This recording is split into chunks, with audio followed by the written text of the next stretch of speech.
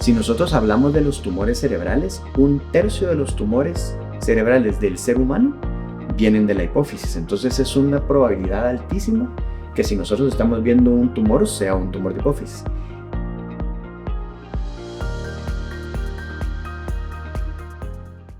Hola, bienvenidos a otro episodio del podcast Entre Médicos, el podcast de Centro Médico. Hoy tengo el gran gusto de tener con nosotros al doctor Víctor Trujillo. Víctor, gracias por aceptar la invitación de estar con nosotros. Al revés, yo doy las gracias. Sonrío también al verte. Qué bueno encontrarme contigo después de algunos años. Pero sobre todo encontrarme con lindas personas, excelentes profesionales. Creo que eso lo valoro y te lo agradezco también. Con Víctor tenemos una larga historia y nos conocemos desde el primer año de universidad, que no voy a decir qué año es. Pero lo recuerdo, ¿eh?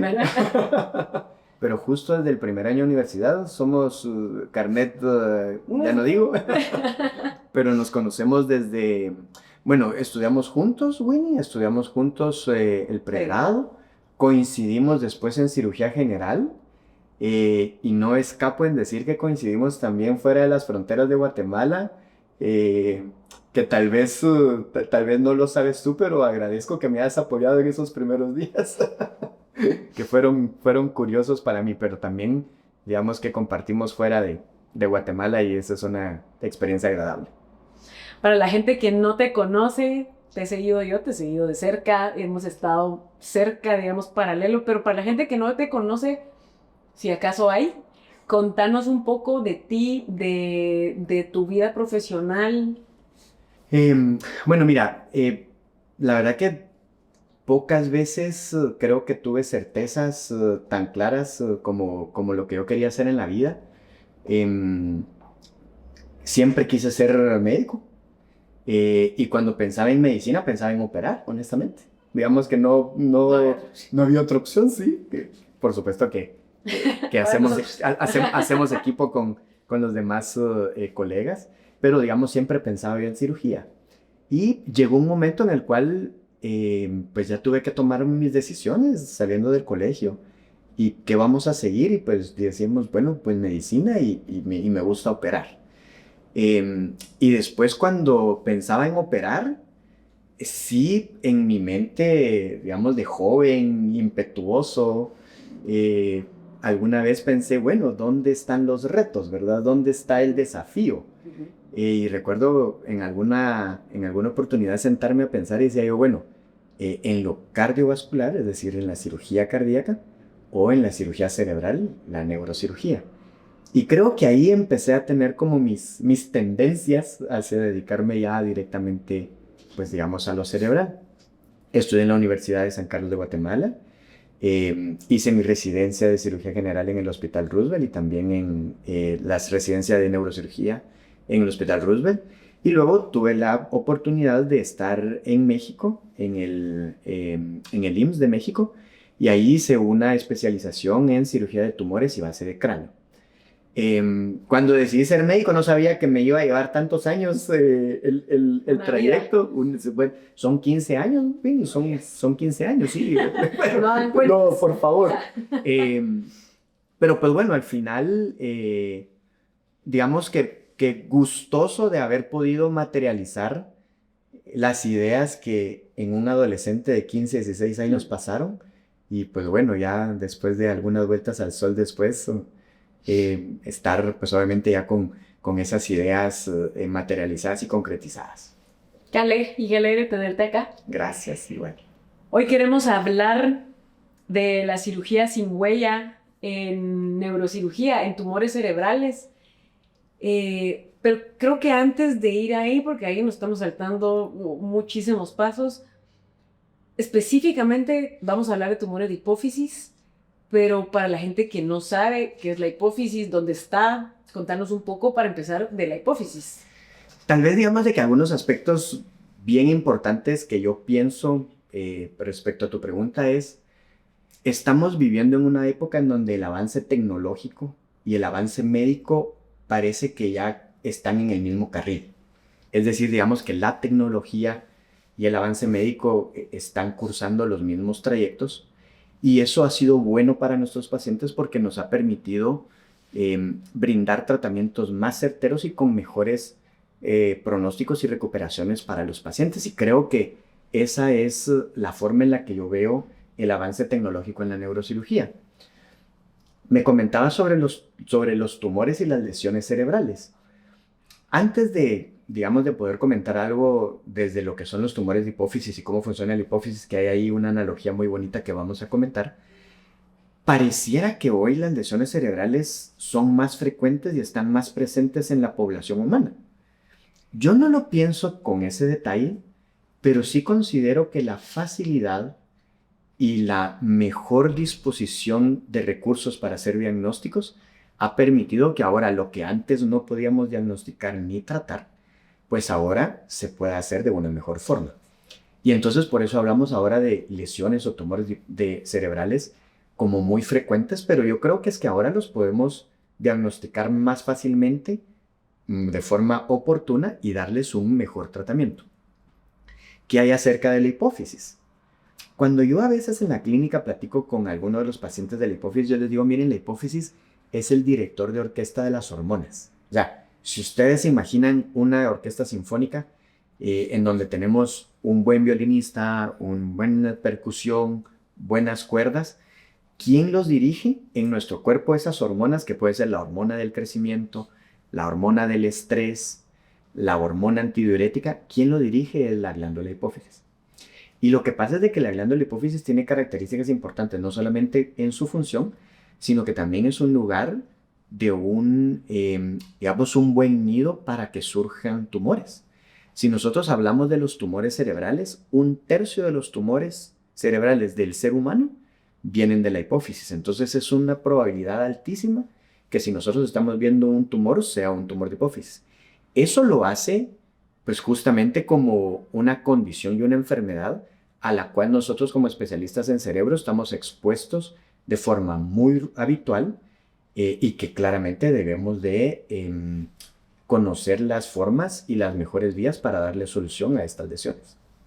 Yo sí voy a pedir que nos pongan como una esquemita porque sé que hay gente que no está, porque vale la pena por lo que vamos a hablar hoy, porque hay gente que no está familiarizada con la anatomía del cráneo, ¿verdad? Como las personas que no se dedican a la medicina o que no la leen, para que se hagan una idea de lo complejo que haces y lo complejo del lugar. Digamos, el amor, el llegar hasta ahí no es tan sencillo, ¿verdad? No es sencillo y digamos de que puedo traer diálogos de la consulta médica cuando los pacientes me dicen, doctor, pero ¿y dónde está? Digamos, ¿dónde queda la hipófisis?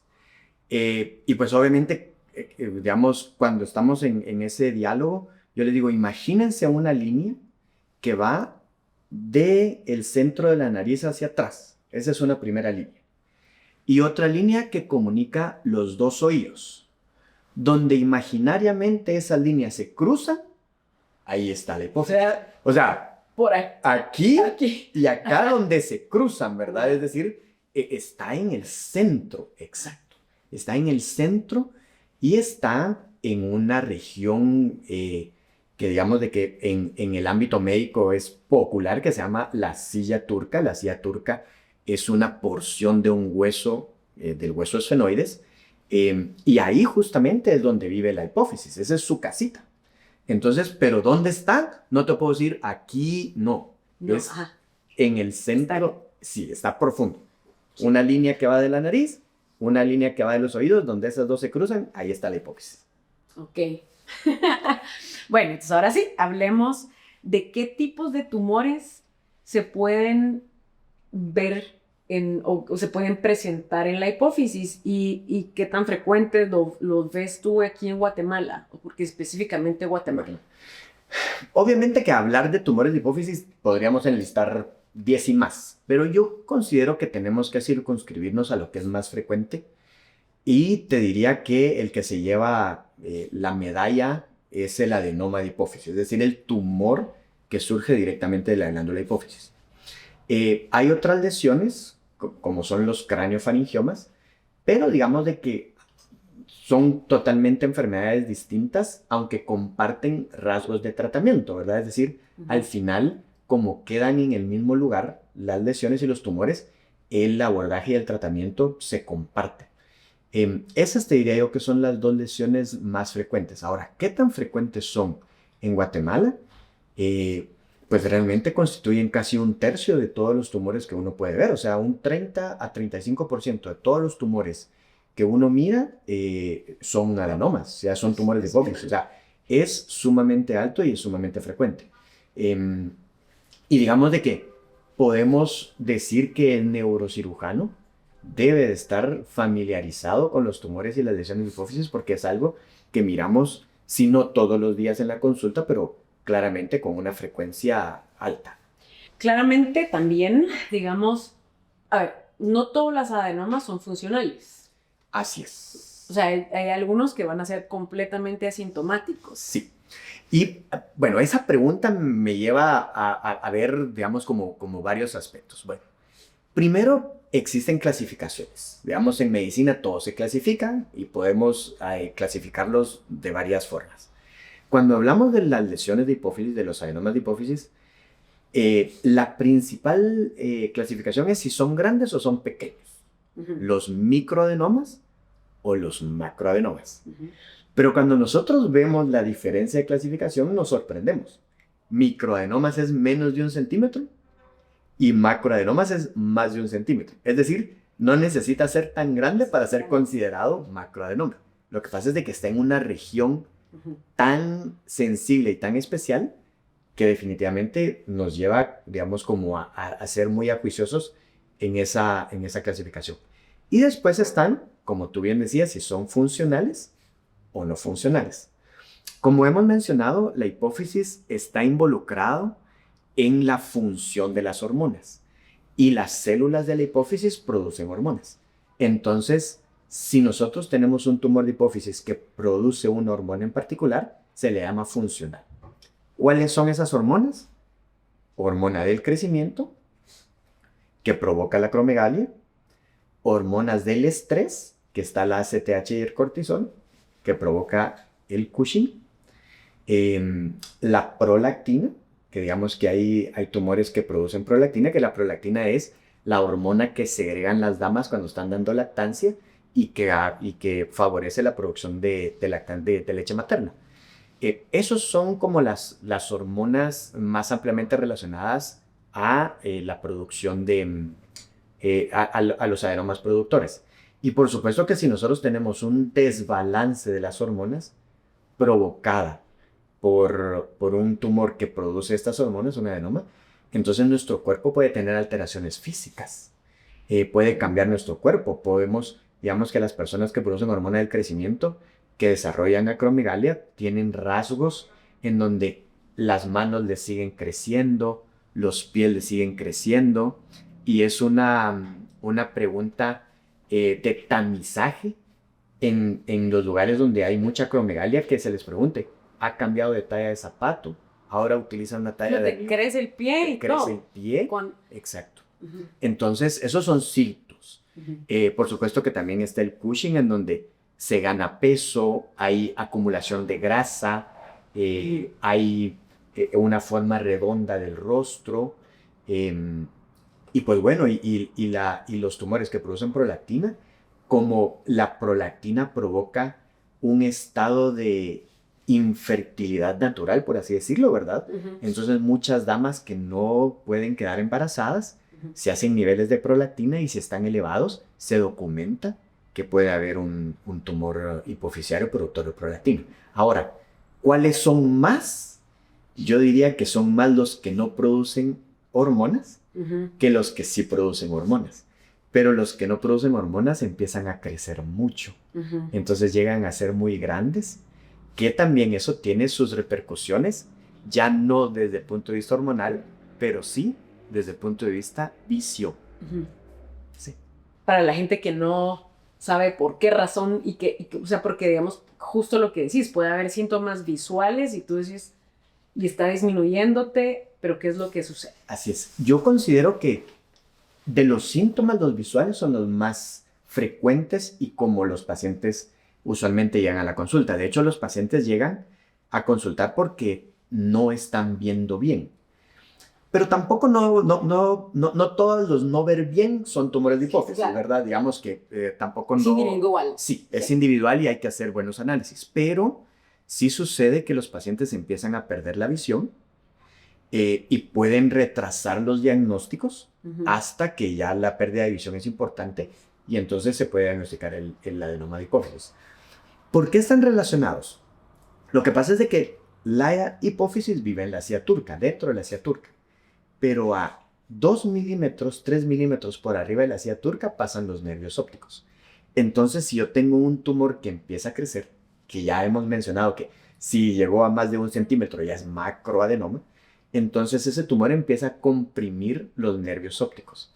Y ahí es donde la visión empieza a verse afectada. Lo curioso es de que nosotros vemos el 80% de nuestra visión es central y solo el 20% es visión lateral. Y los tumores de hipófisis empiezan a afectar primero la visión lateral, quiere decir que no nos damos cuenta.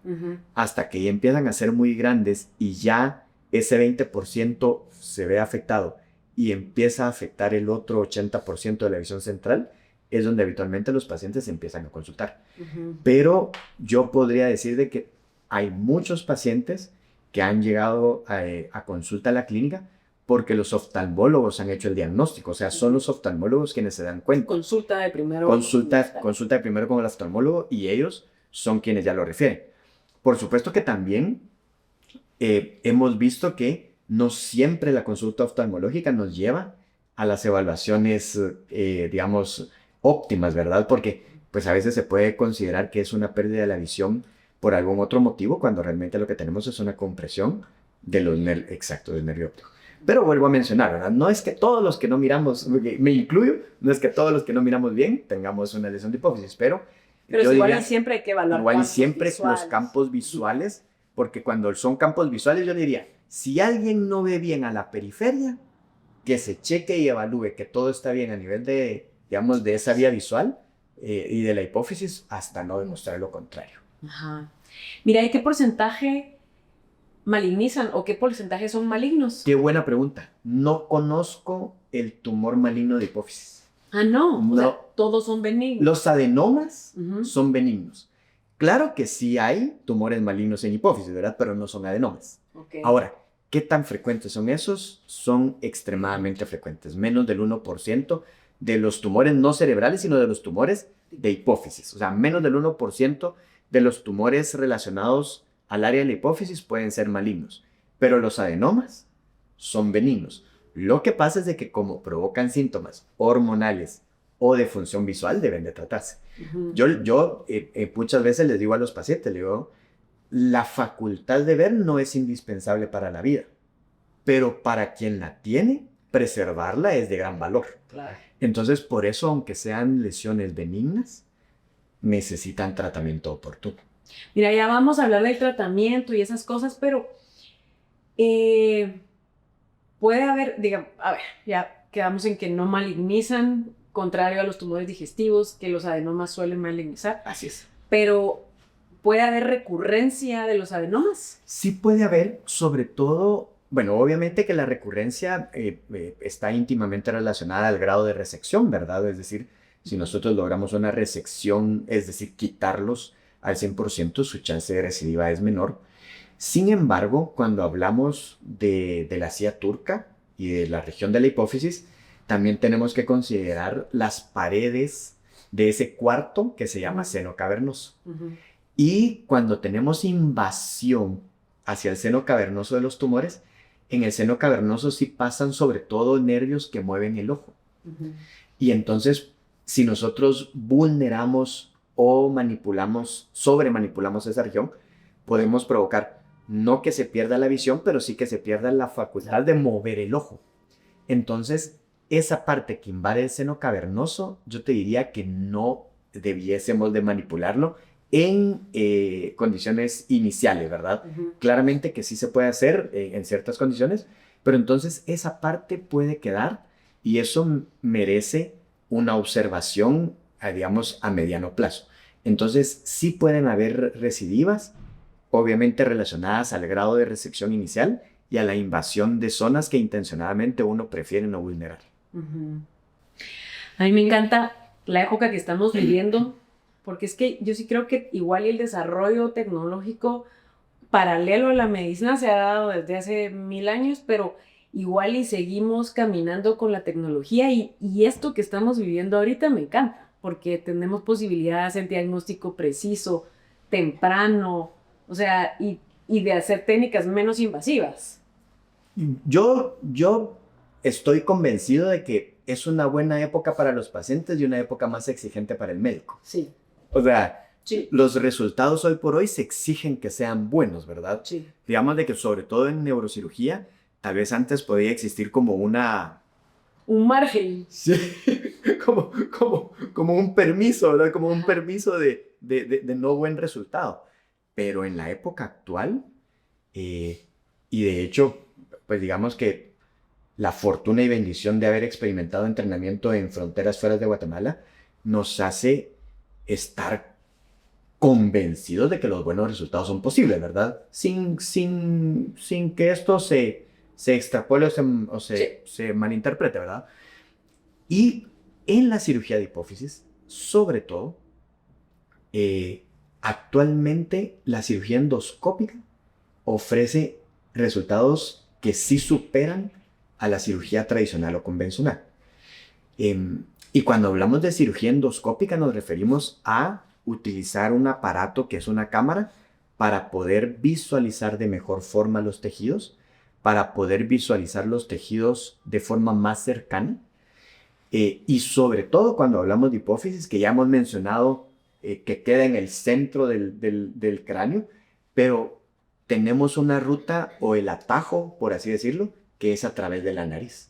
Por la nariz, a la hipófisis. Y entonces podemos ingresar por la nariz a la hipófisis y entonces ya no hacemos cirugía que abra tu piel y que tengamos que pasar a través del cerebro para llegar a la hipófisis, sino que ahora tenemos el atajo directo a través de la nariz y entonces ya no manipulo el cerebro, sino que me centro al tumor en sí, se reseca de una buena forma y eso mejora resultados del paciente, recuperación, pronóstico, secuelas, ¿verdad? En donde tenemos realmente resultados muy buenos utilizando estas técnicas, ¿verdad? Ujú. Estoy seguro que a ti, digamos, a ti te ha tocado cuando hablamos de cirugía endoscópica abdominal.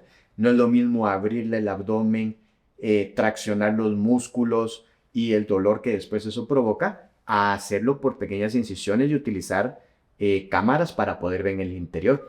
Lo mismo hacemos a nivel de cerebral, ¿verdad? Utilizamos la nariz como una ruta que ya está diseñada en el cuerpo para llegar a lugares que por otras vías es más difícil llegar. Es como ir a buscar una dirección.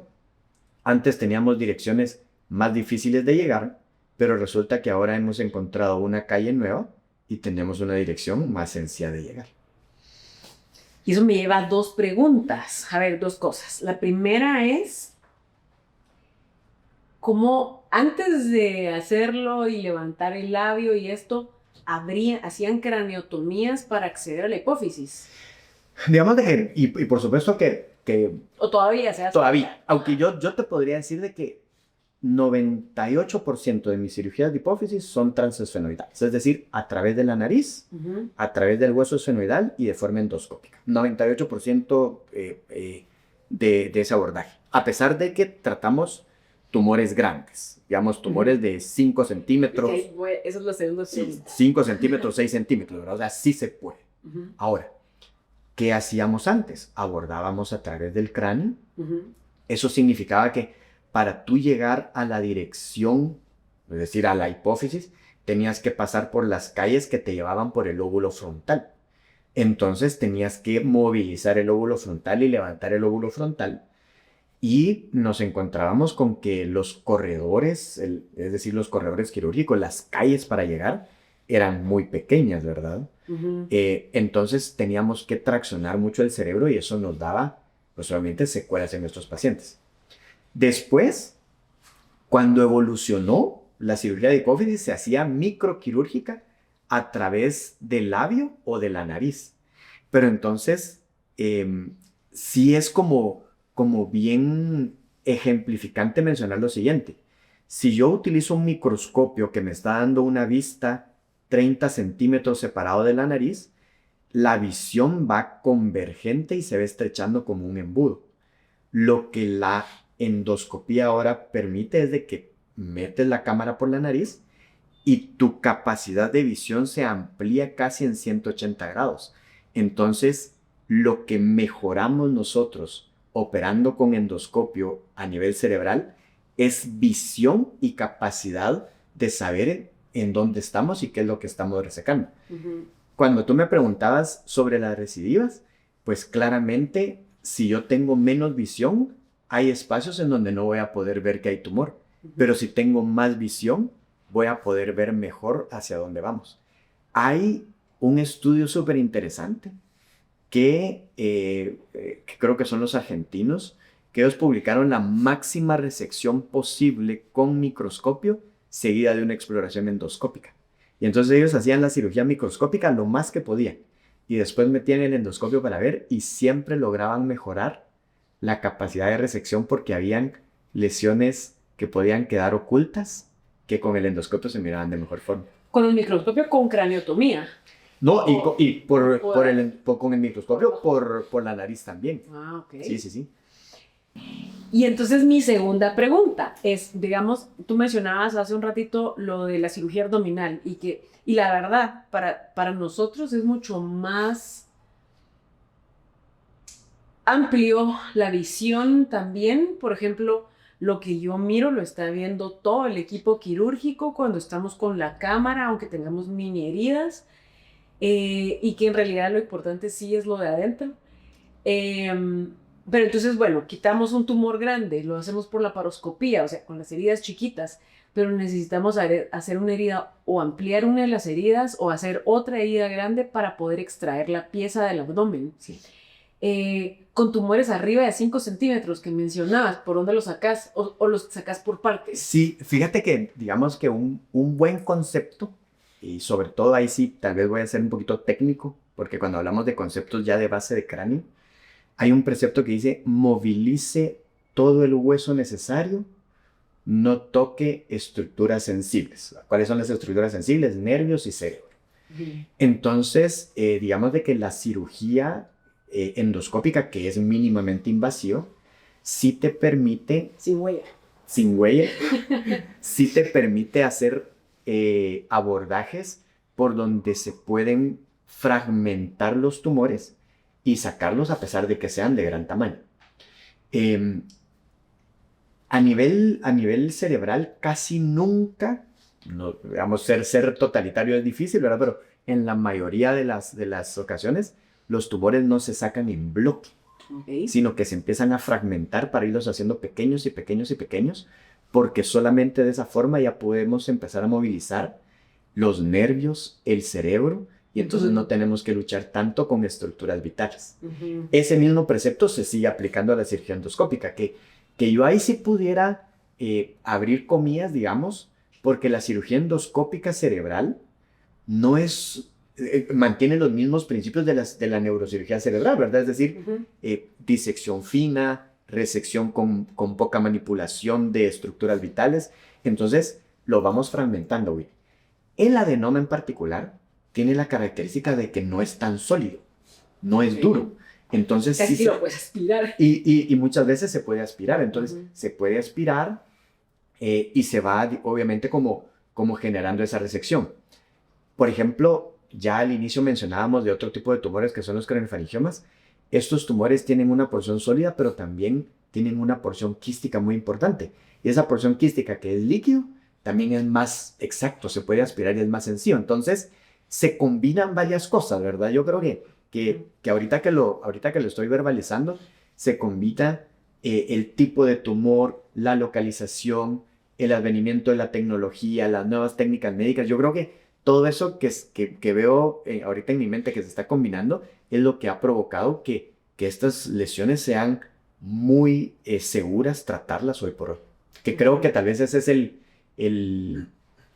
digamos, tal vez como la mejor ganancia para nuestros pacientes, ¿verdad? Yo diría que cirugía segura, ¿verdad? Tu cirugía segura y con buena resección. Creo que si vemos el producto, pero también vemos qué lo conforma esa cirugía segura, es toda esa combinación de factores, ¿verdad? Ujú. Mira, y que me gusta, que al principio hablábamos afuera antes de empezar, que es mini invasión pero máxima destrucción, y lo mismo aplica porque en realidad la huella queda adentro de todo lo que fuiste a hacer. No es como que es una varita mágica y desapareció el tumor a través de la nariz, sino que pues tiene todo un proceso, ¿verdad? Yo lo plantearía de la siguiente forma. Digamos que solamente el hecho de no generar heridas extras Es eso. te disminuye tu inflamación, dolor y recuperación en el paciente. Entonces, digamos de que solo el hecho de no tener que abrir el labio, por ejemplo, como se hacía antes, o abrir la piel del cráneo como se hacía antes, o si nos ponemos también a pensar, quitar un segmento de hueso del cráneo, ¿verdad? Que aunque se vuelva a colocar, pero estás quitando un fragmento de hueso extra. Entonces, todo eso te provoca hinchazón, edema, dolor, y tu recuperación va más lenta.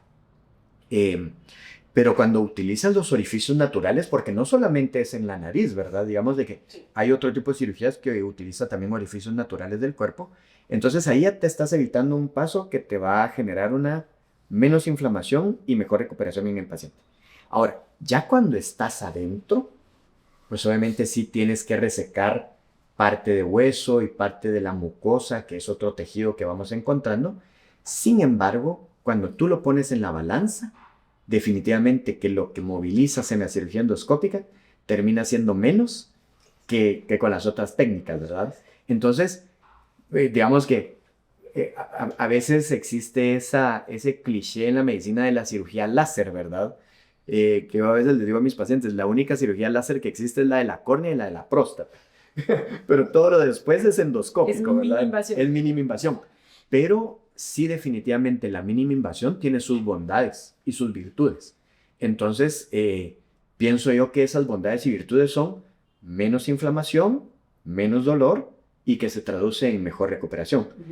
Que no dejemos de volver a mencionar que la cirugía endoscópica cerebral te permite un ángulo de visión mucho mayor y llegar digamos, a ciertas esquinas que tal vez con el microscopio son más difíciles de llegar. Entonces, digamos que sí estamos hablando como de muchas cosas buenas y positivas, ¿verdad? Sí, yo estoy completamente de acuerdo. Sí. O sea, para muchísimas cosas y hacia ahí vamos, hacia cada vez hacer menos invasión, pero lograr hacer más cosas como esto, como márgenes, como mejores resecciones y más seguras, que es una de las cosas importantes. Más seguras y con menos secuelas, ¿verdad? Sí, bueno, pero seguridad se traduce en menos secuelas, ¿verdad? Es un sinónimo. Pero sí, digamos, a los pacientes tienen una capacidad funcional muy buena, ¿verdad? Nosotros sí nos sorprendemos de ver al paciente que tal vez al segundo día después de operado se siente muy bien y algunos dicen, no, doctor, yo ya me siento bien como para ir a casa. Sí, digamos, segundo día posoperado o tercer día, si mucho, posoperado, ¿verdad? Entonces, digamos de que el curso es sumamente rápido y sumamente noble y benévolo para el paciente. Trujillo, y antes de hablar de esto, de cómo les va a los pacientes en el posoperatorio, tengo un par de dudas técnicas. Viste que estamos usando un montón de cirugía ya con fluorescencia. En cirugía abdominal estamos usando un montón de ultrasonido para ver estructuras vasculares, márgenes y esto. Están haciendo para tumores para resecciones endoscópicas de tumores de hipófisis, algún tipo de guía intraoperatoria. Sí, fíjate que el GPS, digamos, el Waze de la neurocirugía se llama neuronavegador.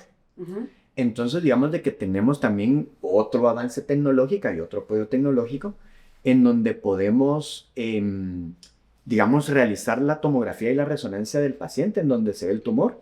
Eso se carga a un programa y el programa después, por supuesto, ya durante la cirugía tienes que hacer marcaciones específicas en el paciente de forma individual y particular, pero entonces ya te fusiona esos marcadores con las imágenes que tú previamente le has colocado.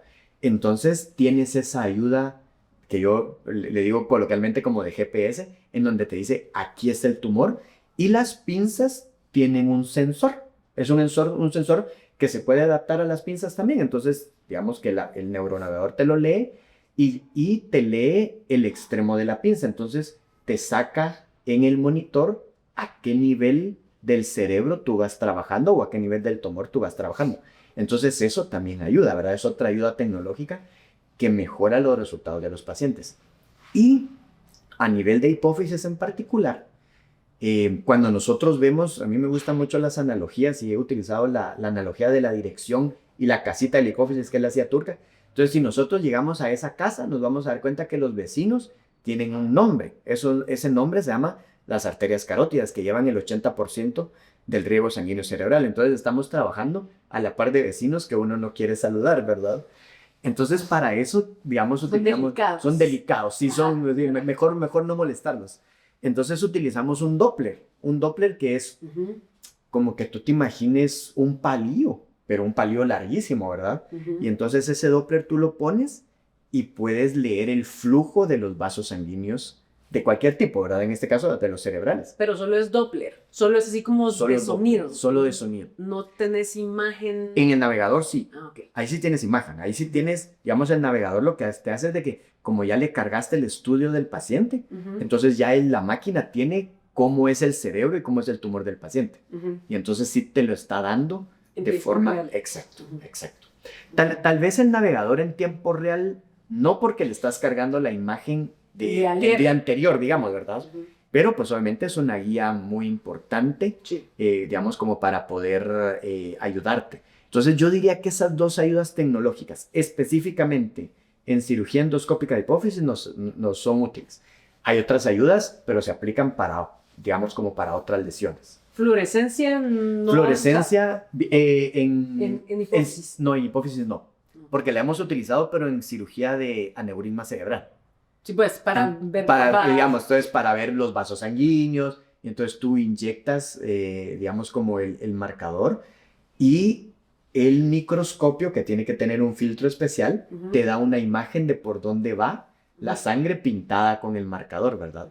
Y entonces claramente ahí puedes ver que el aneurisma ya no existe, digamos, ya lo trataste, y que el resto de arterias estén permeables, digamos, con este tipo de marcadores. Ahora, en hipófisis, y ahí voy a ser sincero, porque tenemos marcadores, pero para otro tipo de tumores que son los gliomas. Pero para hipófisis no estoy tan seguro, no estoy tan seguro honestamente. La diferencia importante es de que los tumores de hipófisis tienen márgenes y bordes bien definidos en la mayoría de los casos. Entonces, digamos de que en otros tumores en donde los bordes no son claros y en donde necesitas marcadores para poder ver hasta dónde hay células tumorales, en hipófisis los ves. Sí, pues. Yo creo que lo necesitas. Los ves y tal vez por eso la gran utilidad del endoscopio, porque el endoscopio te lleva a dar una visión clara y, digamos, a escasos milímetros de distancia de dónde está el tumor. Entonces yo creo que esa parte es bien valiosa, ¿verdad? Trufis, si están haciendo ablaciones de tumores como radiofrecuencia o microondas. ¿De tumores? Sí. Ahí sí me pillaste. Fíjate que no, aquí en Guate no. Porque se hacen, pero para neuralgia del trigémino. Ah, ok. Digamos que haces termocoagulación. Haces termocoagulación. Sí, pues, para... Sí, mira, sí han habido como estudios, por ejemplo, en donde dejábamos hojuelas, y lo que pasa es de que se me escapa el nombre, pero dejabas unas hojuelas como de quimioterapia dentro del tumor, pero al final no ha sobrepasado el tiempo, ¿verdad? Es decir, la curva médica del tiempo como para decir que esto es seguro o no. Digamos de que en hipófisis la resección total es posible. Sigue siendo el estándar de oro además. Sí, exacto, la resección total es posible. Entonces, digamos de que sí se pueden quitar los tumores al 100%. Ok. Yo vi en los intensivos, veíamos estas cosas cuando operaban a los pacientes. Y entonces estábamos diciendo que los pacientes se recuperan en 3 días, 2-3 días, ya me quiero ir a mi casa. Antes y con las técnicas distintas que se hacían antes, había, seguro todavía, complicaciones relacionadas. ¿Qué puede esperar un paciente Digamos, ¿qué De tengo que riesgos. saber de riesgos, de qué me puede pasar? Obviamente, la balanza de si no me opero, no me lo van a quitar, ¿verdad? O sea, no va a desaparecer. Fíjate que ¿Pero qué gano? yo te diría que los riesgos son los mismos. Ujú. Digamos, los riesgos son los mismos. La diferencia es de que en la cirugía endoscópica pasan muy pocas veces Ujú. y en el otro tipo de cirugías pasan más porcentaje de veces. Bueno, ¿cuáles son los riesgos? Hablando de cirugía endoscópica de hipófisis. El primero, pues obviamente puede ser un sangrado de las arterias carótidas, Ujú. que eso pone en peligro la vida de un paciente. Sin embargo, con el navegador, con el Doppler, prácticamente tú sabes dónde está la arteria carótida, entonces sabes que ahí no, ¿verdad? O sea, no hay que sí, no hay que pasar por ahí. Ujú. Entonces, digamos de que existe el riesgo y existe cómo minimizar el riesgo. Entonces, si nosotros tuviéramos una eventualidad con una arteria importante, en Guatemala ya hay neurocirujanos endovasculares que nos pueden ayudar también a la solución de estas eventualidades, ¿verdad? Ujú. Por supuesto, hay que correr, tiene su protocolo, tiene sus pasos que dar, pero digamos de que también eso lo hace tratable, ¿verdad? Ujú. Comparado como podía ser antes. Em, y después, digamos que sí hay un aspecto endocrinológico en todo esto, ¿verdad? No hemos hablado específicamente de lo endocrinológico, sí hemos hablado de las hormonas, pero también nos acompañan colegas endocrinólogos. Tal vez ahorita me pasa por la mente poder agregar algo. Los buenos resultados en neurocirugía hoy por hoy se deben al tratamiento multidisciplinario. En todas. Sí, digamos, y creo que vuelvo a mencionar, creo que nuestra generación Ujú. ha traído, digamos, como un poquito más en boga ese tratamiento multidisciplinario, porque es menester reconocer que cuando hablamos de cirugía endoscópica hipoficiaria, estamos los neurocirujanos, pero también los otorrinolaringólogos tienen un papel sumamente predominante en este tipo de cirugía, ¿verdad? Sobre todo que le estamos haciendo a través de la nariz, entonces son ellos sí, son ellos los especialistas. Ujú. Entonces, volviendo a la pregunta, la parte endocrinológica que sí podemos tener, obviamente como algunas alteraciones de ciertas hormonas, por la manipulación que uno está haciendo de la hipófisis y del tumor, también son los endocrinólogos quienes nos ayudan en esa parte de recuperación. Lo que pasa es de que muchas veces son transitorios Ujú. y la mayoría de las veces es de que la hipófisis se tarda como en arrancar para poder producir nuevamente las hormonas. Y todas las hormonas hipofisiales se pueden suplir mediante medicamentos. Entonces, digamos de que es una complicación que hay que tomarla en cuenta. No quiero minimizar nada, pero digamos que con una buena guía no debería de provocar mayores molestias. Y tal vez la que dejo de último, porque puede llevar un poquito más de explicación, es la membrana que separa el tumor del cerebro es como una telita de cebolla. Y entonces podemos estar como muy minuciosos separando esa membrana del tumor, digamos el tumor de esa membrana, que es el plano aracnoideo o la barrera celular, digamos que son los términos médicos. Pero yo cuando le explico a mis pacientes les digo, imagínense cuando nuestros papás nos decían, ese papel de regalo me va a servir para después, o esa moña me va a servir, y uno empezaba a quitar el tape, pero así minuciosamente, y de repente algo se iba del papel, ¿verdad? Entonces a veces esa membrana también puede desgarrarse, ¿verdad? Y cuando hablo de desgarrarse me refiero a que puede tener un pequeño orificio y eso provoca que el líquido normal cerebral salga hacia donde estaba el tumor. Ujú. Bueno, entonces eso cuando se documenta durante la cirugía hay técnicas de sellado. Ujú. Entonces, si es pequeñita, se sella de una forma, si es mediana, se sella de otra, y si es grande, se sella de otra, ¿verdad? Pero también ahí tenemos sellantes que son tecnología, ¿verdad? En donde tenemos preparados como que, de verdad que el ejemplo es burdo, pero como que estuviera sellando la grifería de tu casa. Ujú. Entonces tenemos sellantes Como silicones. como silicón que se preparan y entonces son geles que se aplican donde vemos esa salida de líquido y entonces ahí, digamos, aseguramos que no haya esa comunicación, porque si no el paciente puede quedarse goteando líquido cerebral por la nariz. Y digamos, solo como duda, también a pesar de los sellados, ¿les das acetazolamida o les das algo más o solo? Fíjate que hoy por hoy ya no, honestamente, sino que digamos que la técnica es que utilizas, digamos, como estos geles de sellado, puedes utilizar grasa del mismo paciente que usualmente se toma desde el punto, digamos, desde el abdomen, entonces utilizas grasa para sellar y cuando son más grandes, ahí los colegas otorrinolaringólogos nos ayudan, hay algo que se llama colgajo nasoseptal, que entonces lo que haces es que movilizas la mucosa de la nariz para sellar, sí, para sellar la fuga. Si quiero encontrar un ejemplo que tú has utilizado, un parche pediculado de Piplo. Entonces, funciona parecido, ¿verdad? Digamos, tejido que está vascularizado, que lo movilizamos para sellar otra parte, ¿verdad? Yo te diría que esas son como las explicaciones cuando el paciente me dice, a ver, doctor, yo sé que es una cirugía segura, pero tiene que haber riesgos. Claro. ¿Cuáles son los riesgos? Entonces, los explicamos de esa forma. Y tal vez ahorita me pasa por la mente que de las alteraciones hormonales, la diabetes insípida es la que más puede provocar que estemos vigilantes del paciente.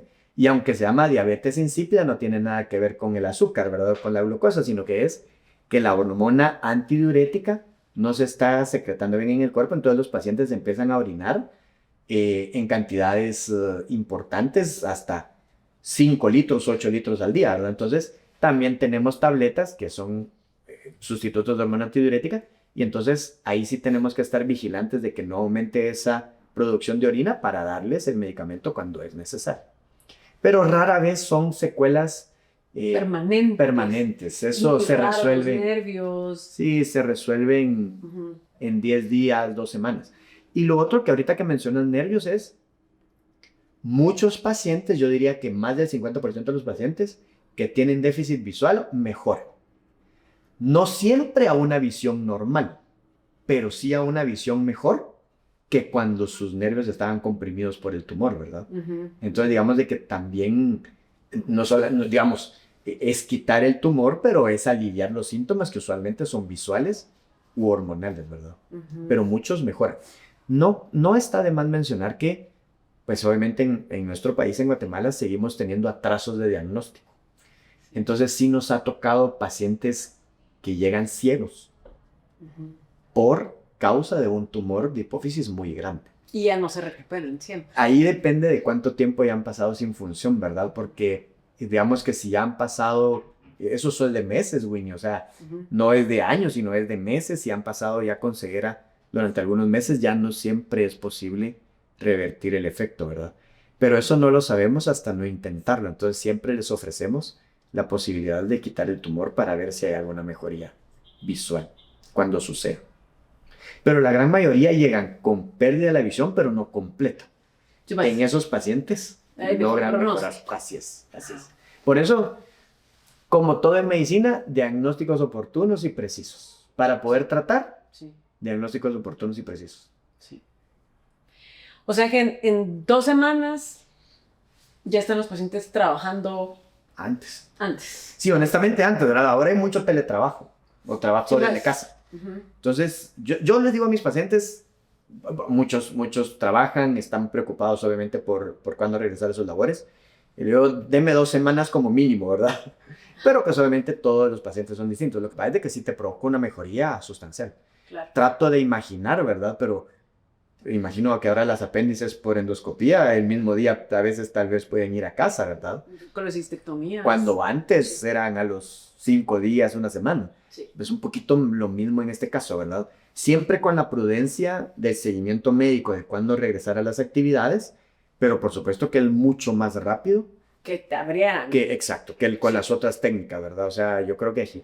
Que la bondad de lo mínimamente invasivo y lo endoscópico 100%. Ha superado con creces las otras técnicas y sobre todo, digamos, el tiempo de la evolución médica le ha dado el aval y el visto bueno, porque ya superó el tiempo de observación, ¿verdad? Qué maravilloso. Sí. Trufis, qué alegre tenerte acá. Gracias, Will. ¿Algo extra que querrás agregar para la gente, para que sepan lo que tenemos en Guate y en el hospital? Yo diría, pues justamente, digamos, el mensaje es de que sí es posible atención de calidad, de calidez y de primer mundo en nuestro país y en Hospital Centro Médico. O sea, sí es posible, es una realidad.